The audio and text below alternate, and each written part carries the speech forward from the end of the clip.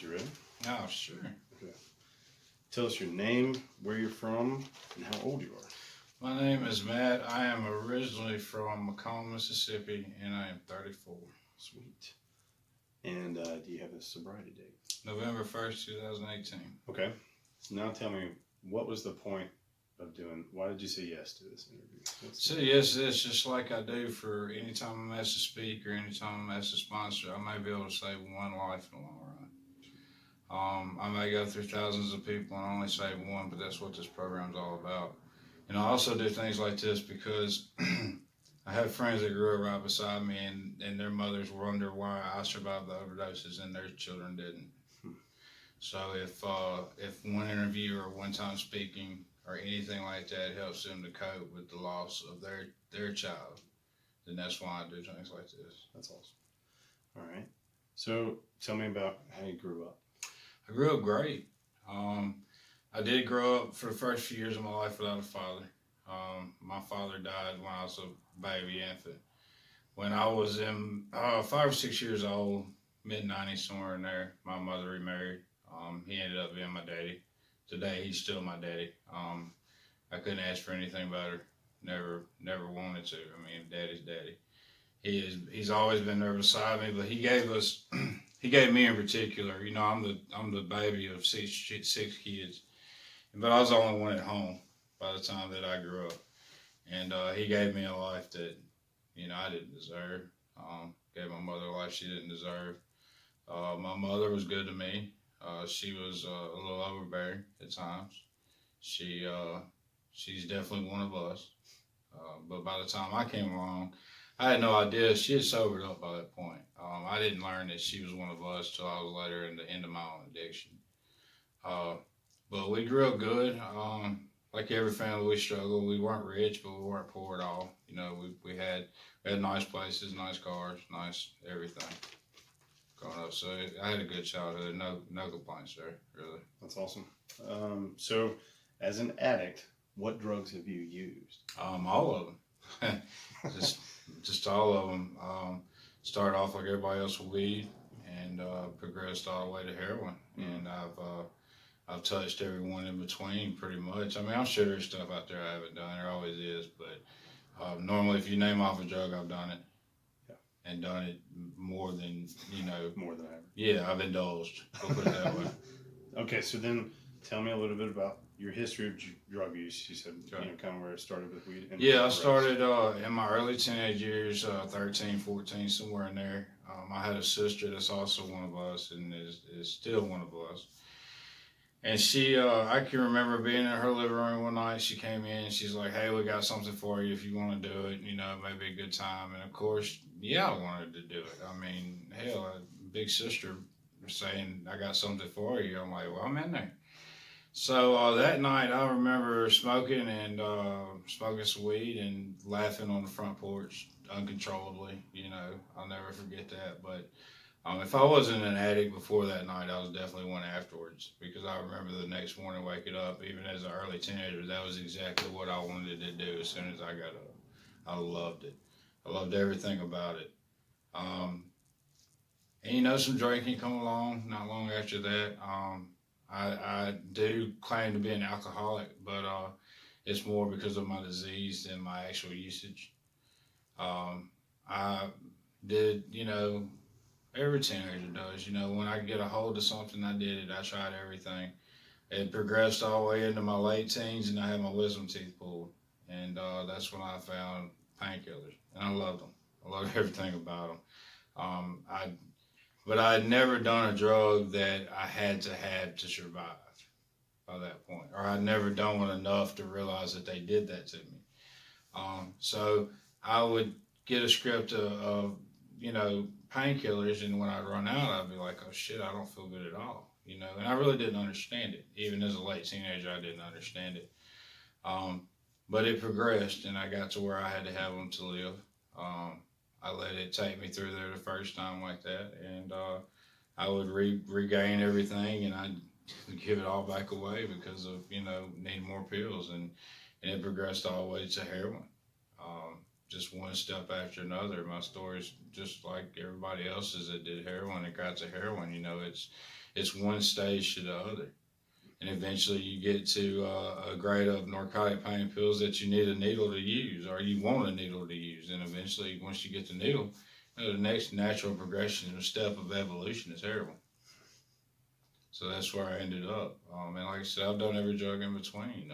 I've tried hallucinogens. I love benzos. I've done meth. I've done cocaine. I've done it all. Everything that I could ever get a hold to, I've tried without hesitation. Even the things like air duster. I mean, non-narcotics. It didn't have to be narcotics for me to get high off of it. You know, if it got me high, I enjoyed it. I didn't really huff gas, but I would definitely do air duster. You know, I enjoyed that high when I had nothing else. And if I was sick from one drug, I would use another drug in excess to try not to be sick. It never really mattered to me. I was never choosy. What did you lose in that addiction? I didn't lose anything. I gave it all away. I fully believe I gave everything away. And I rebuilt life several times and gave it away again several times.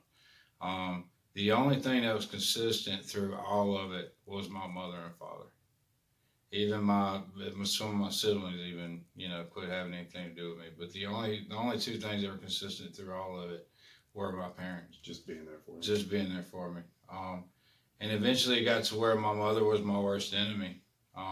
She would never want me to do without, and I learned how to play the game to a point of, oh, I need this. I need some money for this, or I need some money for this. And, you know, I'd be like, well, I need some money for some shoes. And she'd give it to me. And 2 days later, she's like, where's those shoes you just bought? And I'm like, oh, I took them back, you know. But I knew how to play the game, and I knew how to play her emotions to where I could, you know, get whatever there was I wanted. Okay, so can you tell me a low point? Give me some trauma. There were several. First, divorce. First time I let pain pills take me down through there. I hadn't really progressed to heroin at that point, but I let the pills take me down to somewhere I didn't understand. Divorce meaning you were married. Yeah. I got married in 2004, divorced 2010. Or 2006, I got married, divorced 2010. I let the pills take me through there, and I didn't understand it at that point. I really didn't. I didn't understand where drugs could take you. I didn't understand that I was giving everything away. I thought that I was just surviving. But I let it take me to a divorce. I let it take me across the country.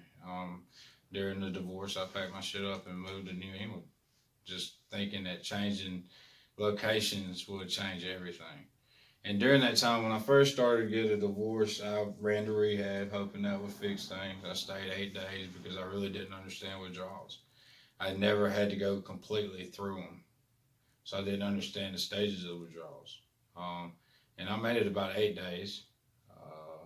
Emotions and anxiety flared. I finally talked somebody into coming to get me. I got back, and it didn't change anything. I ended up back in the same shithole I came out of. But I didn't use pills at that point. I did smoke some weed and stuff, but I packed my shit and moved to New England.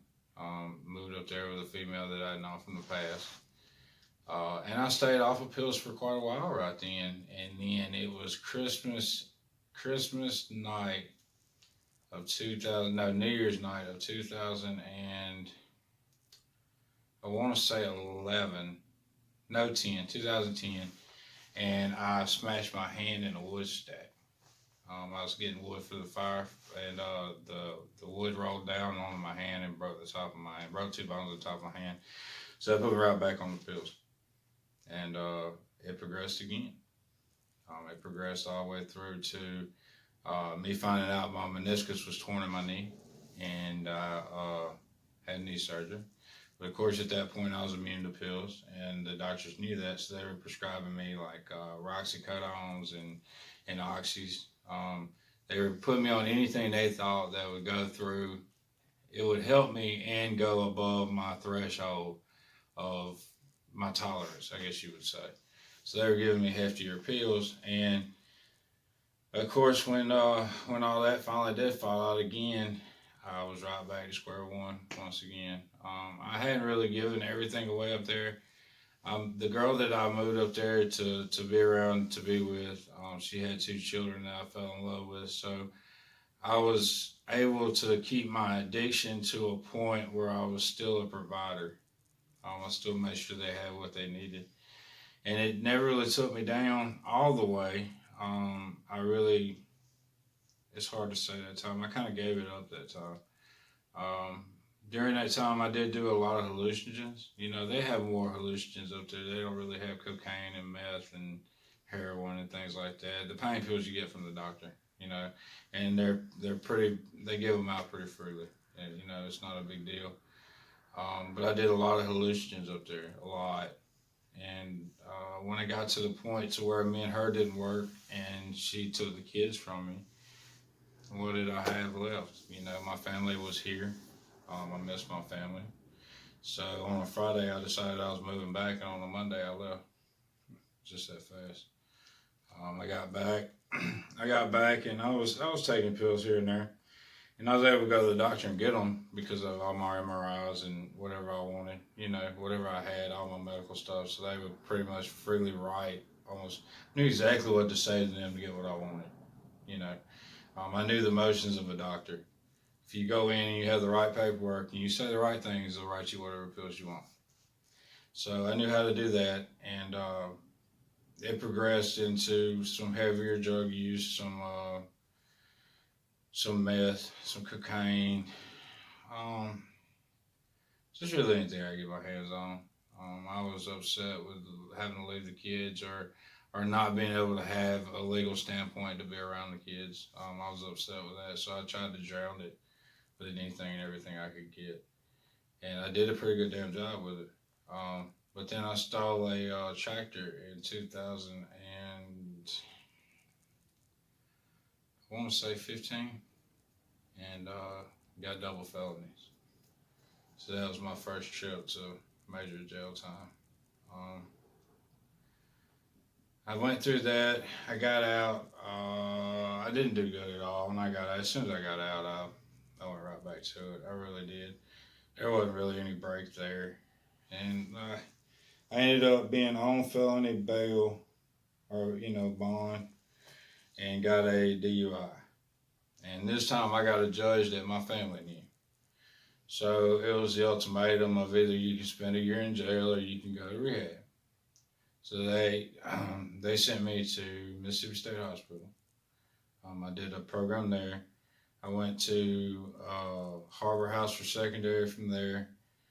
And I did good till I got into sober living. And then I went back out. And once again, I ran right back to Macomb where I knew where I could get what I wanted, and it got worse and worse. Tell me about your family. How did they handle what was going on? My mom understood. She'd been there. She understood more than I realized she understood. My dad is one of those that's never drank, never smoked, never, don't understand. Tries to because he loves me, and I know that, but he don't, and he can't. All he can understand is that I have a problem and I have to deal with it. There's nothing he can do about it. My mom tries to be a superhero in a situation, and thinks that a lot of times she thinks that just throwing money at it would help it, and it just made it worse. My sister, she understood, but at the same time she was in her own shit, so she's kind of in her own world. My other brothers and sisters really just distanced themselves from me. They had their own issues, their own families, and I understand, I do. But my mom definitely tried to be there as much as she could. She tried to help in any way she could. When things got really bad or I got really sick from not having dope, I could always call. She'd always be there. And I commend her for that, because it can't be nothing harder than watching your child go through the same shit you'd already went through in life. I had the privilege of meeting them, and they are some fantastic people. Yeah, I appreciate that. Why did you stop? I had put myself in a physical position to where, picture this. I had a one room, it was a nice place, don't get me wrong, it's a nice building. But my whole life consisted in one small room. I had a king size bed in the corner, I had a TV in front of me, and I had a bathroom less than 10 foot from me. And I had progressed so bad in my addiction that I had to pee in bottles because I couldn't physically get up and make it to the bathroom without passing out. There's a couple times I woke up laying in between the bathroom and the bed. You know, I had physically put myself in such a bad shape. That was the fourth time I had gotten out of ICU from it. There was definitely, I was at the bitter end. I mean, there was no closer. I had lost pints of blood on multiple occasions. Um, I had been given, I've probably had a dozen different people's blood in me. You know, I don't know if I have my own blood left, to be honest with you. Uh, but I had physically put myself to a point. But I had wrecked my family. I really had. My mother had went through so much of their own savings to try to help me. There's no telling how many hundreds of thousands of dollars of theirs I'd spent. I had nothing in life. I'd given it all away multiple times. I was tired, I was lonely, I was sick. And I knew that I'd been to rehab and treatment so many times that I knew that that was it. That was the bitter end. That was the edge.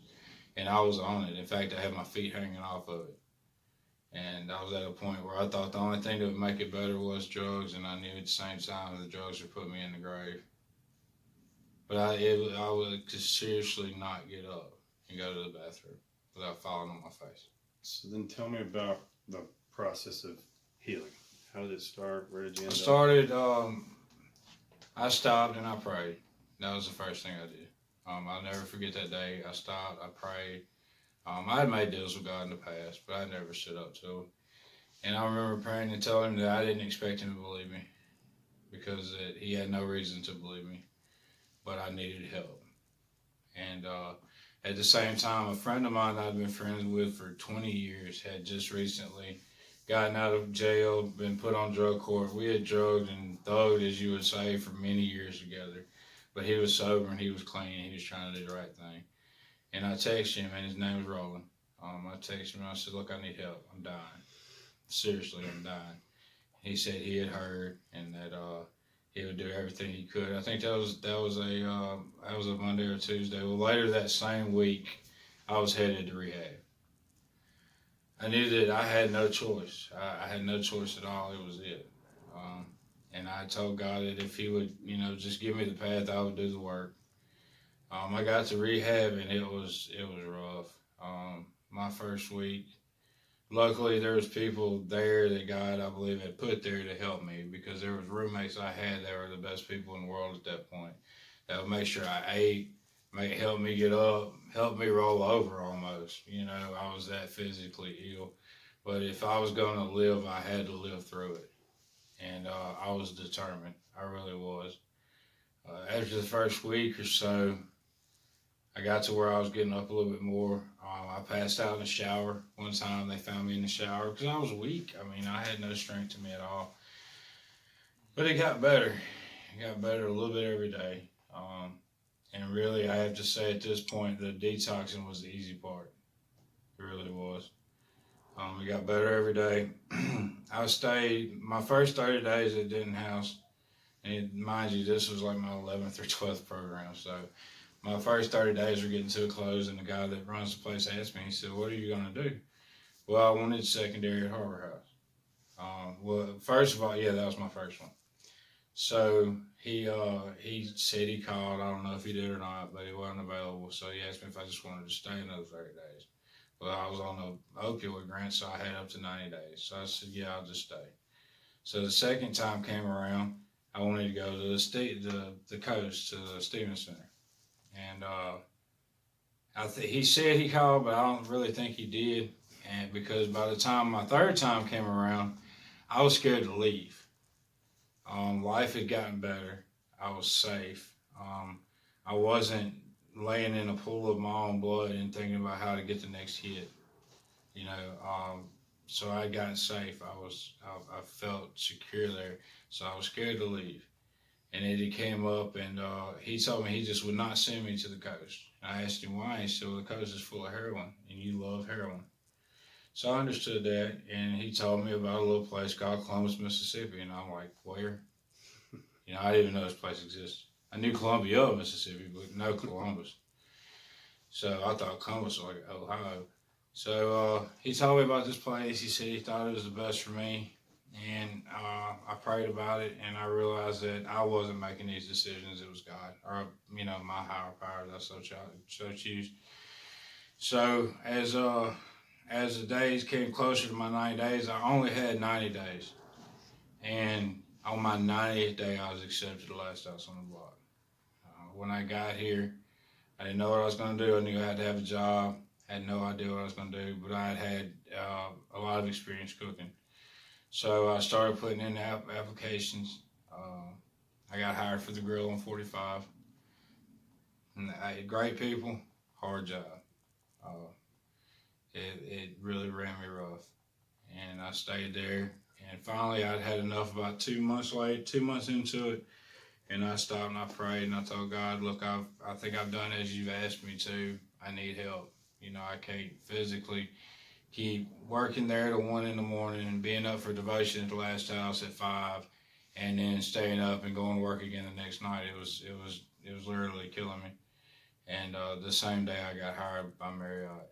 The next day I got hired by Marriott, and I've still got that job today, and I love it. But my process of healing, there were steps where things changed, but it was a job I had to work on myself. It had nothing to do with my environment. It had everything to do with me. Luckily, I had a good sponsor that everything come up. It was pray, pray, pray. Now, at the beginning, he pissed me off, man. You know, I mean, that just the answer to everything can't be just pray, pray, pray. But it's what worked for him, and it ended up working for me. I understand it now, but back then I didn't. That's not what I wanted to hear. I wanted to be pampered. You know what I mean? That's what us addicts want at that moment in time. I really wanted to be pampered, but he wasn't one to pamper me. And today I look back at it and I'm thankful and I'm grateful. But back then it used to really go under my skin, and I had to continue to work. It wasn't, and even today I had to continue to work. It wasn't something that I could just go through my 12 steps and bing, bang, boom, and sober with. You know, I've had too many brushes with death. I've been in ICU code 4 times from heroin. I've almost lost my arm to drugs and alcohol. I mixed up a speedball one night. The next morning I woke up and I thought I was Popeye on my left arm. You know, it was literally that big. I spent 2 weeks on a wound bag. After that 2 weeks, they could only sew up one side of it. Had to wait another 3 days before I could sew up the other side. Ended up having 105 stitches. Got out. 2 days later, I was shooting up under the stitch with a needle. You know, I was crazy. Well, now that you're out of the last house and kind of on your own, the job, things are rough. How do you stay sober? What's your process? Really trial and error right at this point. Just got to be honest, because I came really close lately. I had some really rough patches lately. I remodeled the house so that, you know, it would be my first month's rent deposit. I devoted everything to that house for a month and a half. And then I devoted everything to trying to rebuild my finances for a month. And then I devoted it to a female for a little while. And they all 3 failed me. And all kind of at the same time. Well, I still had the house, but the other 2 failed me. The job, the woman failed me, the finances failed me.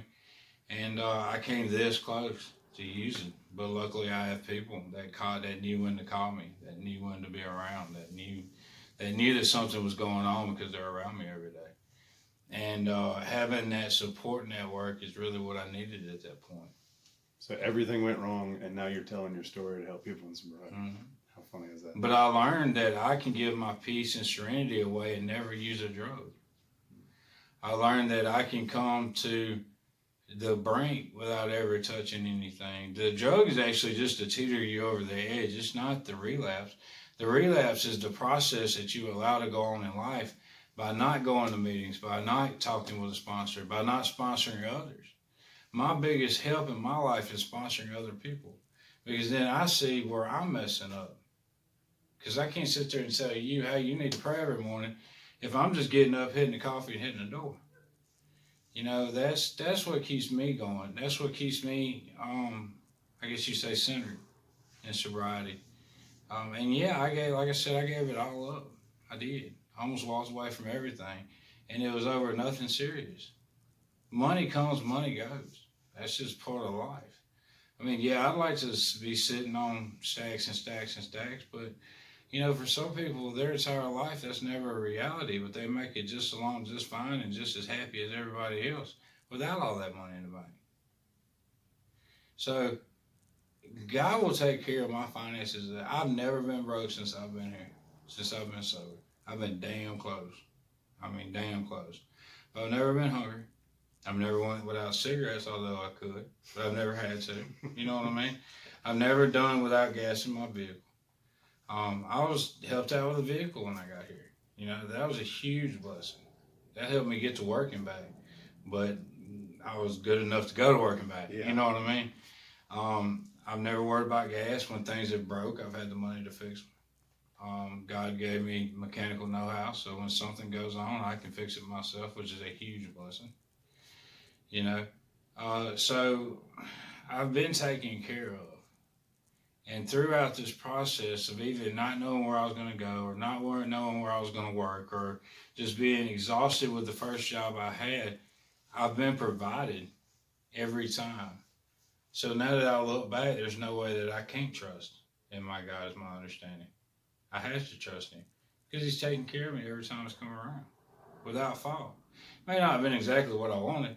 I mean, don't get me wrong, I'd love an office job with nice cold air conditioning and, you know, just raking in big dollars every week, but I don't have that. But I have a good, steady job with benefits. Now I have my own shop. I basically have my own office. But I'm not in it all the time because I do maintenance work. But I have it when I need it. And when I need a break, it's there. You know, so I have a lot better than I could be digging ditches, you know, for pennies on the dollar. And I'm not. And I'm thankful for that. So now, if you were to use again, mm-hmm. What do you think would happen? Honestly, it'd probably be fun at the beginning. But I know exactly where to go. And I'll end up in either UMMC, Baptist, Forest General. I'll end up in one of those laying in ICU saying, God, one more time. Can you let me do it one more time? And probably as soon as they sew up my stomach again, like they've had to do every other time, I'll probably once again say, hey, can I have a pair of scrubs? And when they give me a pair of scrubs, I'll probably be hitting the highway walking so that I can get some more. And that is the insanity that I refuse to live in my life anymore. I know it's hard to talk about things like suicide, but when I decided that this was going to happen this time, that I had to get sober, I knew that I had put my mother and father through a lot. And I told them before I came here, I said, if this does not work, I am going to commit suicide. I said, you have my word on that. I said, I'm not going to put myself, I'm not going to live through it again, and I'm not going to watch y'all live through it again. And luckily, I'm still alive. So this is the big question. Mm-hmm. After everything you've been through and where you are now, looking back, what would you tell someone now? What advice would you give them to someone that's in the problem that is currently suffering? It's not a big a deal getting sober as you think. It seems like a mountain to climb, but it's really not. It's just a series of decisions. You just have to make the right one. Now, they might be painful. It may suck. But when you're on this side of it, life's good. Life's so much better. If I was out there and somebody, or if, you know, I was trying to help somebody that was out there at this point in time, man, I don't understand being back out there because I know that if I go back out there, it's over with. And especially if they're young, because I'm in my 30s and I think back of so much shit I could have done different just in my 30s. You know, if I could have got sober, if I'd have got sober when I went to rehab in 2009, there's no telling where I'd be at this point. Really. So look at anybody out there, man. It's not a mountain, it's a molehill. It's just a few decisions. Just got to make the right ones. And you got to deal with the sucky parts. But detoxing only lasts a little while. That's it. And that's really what everybody out there that's really into addiction don't want to deal with, is a detox. It's not that bad. It's not. It goes away quick, you know. A few days, it sucks really bad, and then for a week or so afterward, your skin crawls and it feels like shit. But man, it's not near as bad. And then the peace that you get from not having to make sure you have dope all the time is worth every penny of it. Just that peace and that little bit of knowledge of knowing, like, hey, I don't have to get up and go steal the neighbor's lawnmower and take it to the pawn shop without getting caught. You know what I mean? That peace and serenity is worth every penny of it. It's worth every minute of detoxing, because the detoxing only lasts a little while. I mean, it seems like I just went to rehab yesterday and I've been sober 19, 20 months, almost, something like that. Maybe not that many, somewhere in there. You know, a year and a half I've been sober. And it seems like I went to rehab yesterday. But I've got so many good memories in just a little bit of time I've been sober. I've made more friends that I trust, that I know would be there if something happens, than I've had my entire life. I have brothers now that I know that if something serious happened, they would be right there. I never had that in addiction. I had brothers that I knew if I left my bag out, it was going to be gone. You know, but the memories I made just in the last year and a half will last a lifetime, because they've been great memories. Now I keep the bad memories. I do. I remember my big one is laying in UMMC hospital, dying, basically, blood going in both arms. I was butt naked in front of a dozen little pretty college students. You know what I mean? But that is the memory I keep, so I don't do it again.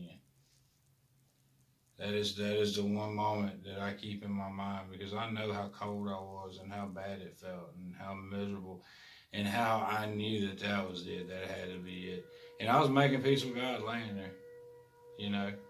I don't want that in life. I don't want to do that anymore, and that's not the way I want to go out. If I go out, I don't want it to be like that, you know, for sure. That's awesome. Well, thanks for being here, and thank you for doing the interview. Thanks for asking me, man. All right, cool.